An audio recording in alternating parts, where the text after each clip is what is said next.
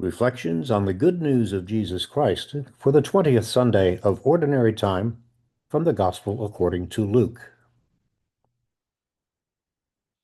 Jesus said to his disciples, "I have come to set the earth on fire, and how I wish it were already blazing. There is a baptism with which I must be baptized, and how great is my anguish until it is accomplished. Do you think that I have come to establish peace on the earth? No, I tell you, but rather division. From now on, a household of 5 will be divided 3 against 2 and 2 against 3.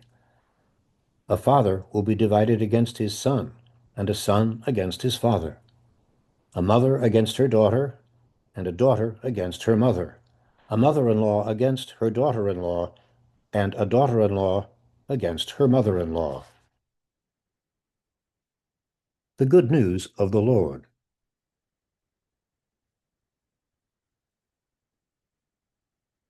How can the Prince of Peace, the preacher of the message of nonviolence that we hear in the Sermon on the Mount, how can he speak the hard words of today's gospel? Do you think I have come to establish peace on the earth? No, I tell you, but rather division.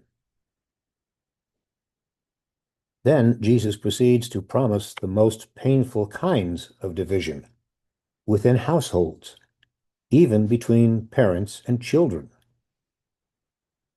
Can these sayings be reconciled with "Blessed are the peacemakers"?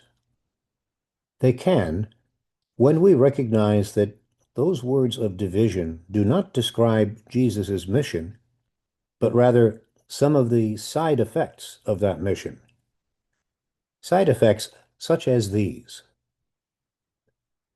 In the 1930s, during the Great Depression, a bank in rural North Carolina hired a young man to receive and dispose of the many farms that the bank was foreclosing on as a result of the Depression. The son of a farming family himself, the new bank receiver had little formal education, but spent many nights reading and studying law and business. The young bank official was especially concerned about the plight of African American farmers, most of whom were sharecroppers, whose situation was little better than slavery. During the winter, they had to borrow money from the landowner to buy food and fuel at 6% interest. In the summer, when the crops were harvested, the first profits went to the landowner to pay off the winter loans. There never was enough money. Each year, the sharecroppers sank deeper and deeper into debt. When his bank took over a farm, the bank receiver met with the sharecroppers. He would introduce them to advanced farming methods and record keeping, and helped them get a good price for their crops. Over the years, he helped more than 200 African American farmers and their families who had never owned land or home to become proud landowners, living by the fruit of their own labor. When the bank receiver died, his family was forced to have his funeral at home rather than the local church where they were members, because they knew most of the folk attending the funeral would be black and would not be welcome at the predominantly white church. The striking words in today's gospel are painfully clear. Jesus comes to proclaim a demanding gospel of compassion, forgiveness, and justice that is often at odds with the values and conventions of our world. The gospel is not easy. It is not comfortable. It is challenging and demanding, and in its call for personal conversion, it can be divisive and confrontational, putting us and those we love in conflict. To live Jesus' gospel faithfully demands that we risk power, prestige, and even acceptance to stand up for the equality, justice, and reconciliation that every individual possesses by virtue of being a daughter or son of God. I have come to cast fire upon the earth, and how I wish it were already ablaze. This is not the fire of destruction or the fire that ravages forests every year. It is the fire of heat and light. It is the fire that cleanses and purifies.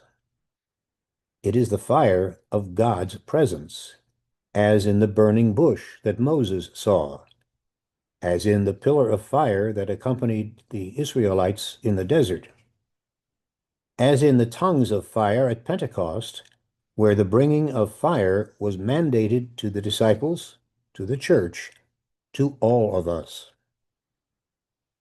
As a purifying fire, it can also bring pain, yes, but for the sake of conversion and liberation. Jesus goes on to say, "Do you think that I have come to bring peace to the earth? No, I tell you, but rather division." This is a statement with which critics of religion would cynically agree. Religion is seen by some as a major source of division, suffering, and war in our world. But to others, it is a very puzzling, even alarming statement. It seems to contradict the whole message of the gospel. At the Last Supper, Jesus told his disciples that he was giving them peace, a peace that the world could not give, a peace that no one could take away from them. We call Jesus the Prince of Peace. Hear again his words from the Beatitudes: "Blessed are the peacemakers, for they will be called children of God." They especially are the ones who do the work of God. In St. Paul's letter to the Ephesians, Jesus is called our peace, breaking down the walls that divide peoples.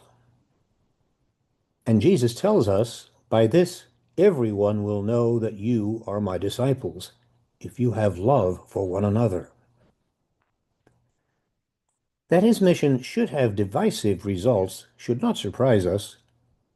Recall the prediction of Simeon at the presentation of the infant Jesus at the temple. "Behold, this child is destined for the fall and rise of many in Israel, and to be a sign that will be contradicted."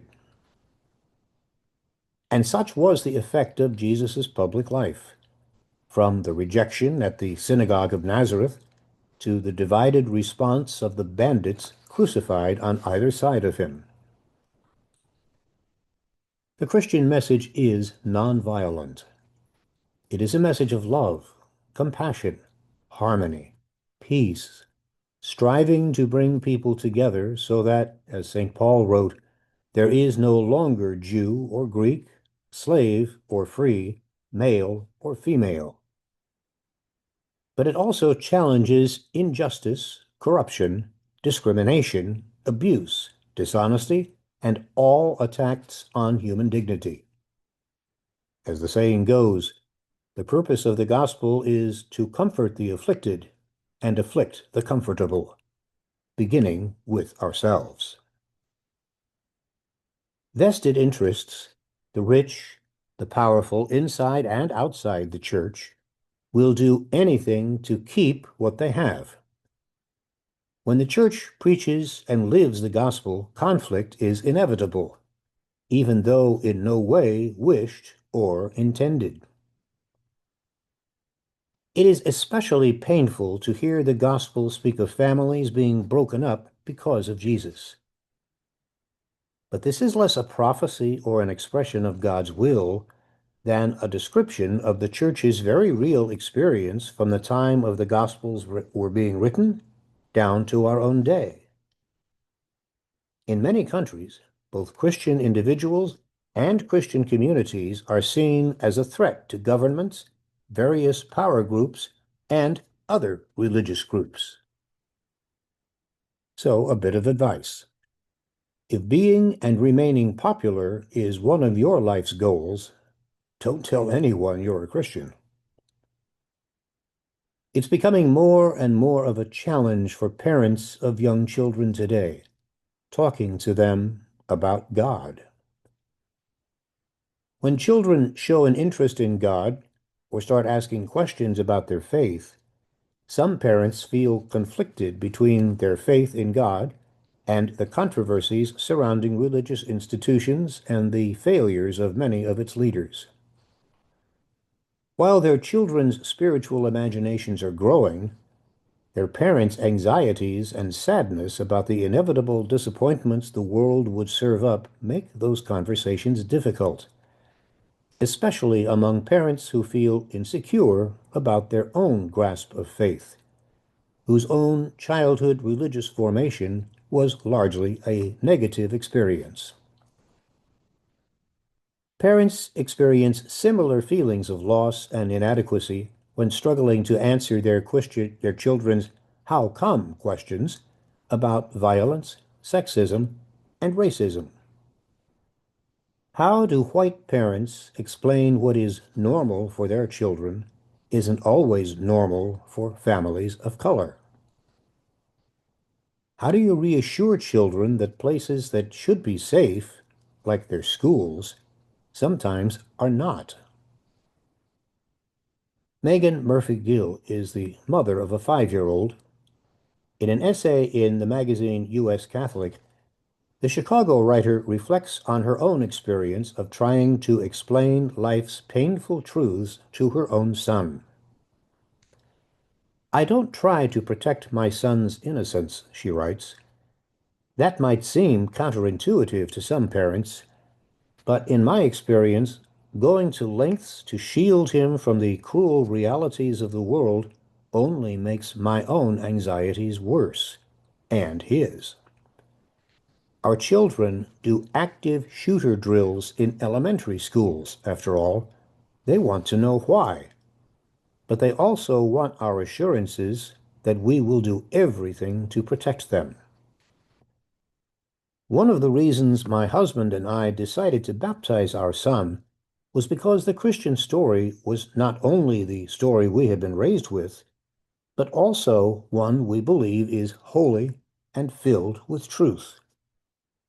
It reminds us that, yes, the world can be a terrible place and do terrible things, but those terrible things do not have the last word. The vulnerability and fragileness of our lives are at the heart of today's difficult passage from Luke's Gospel.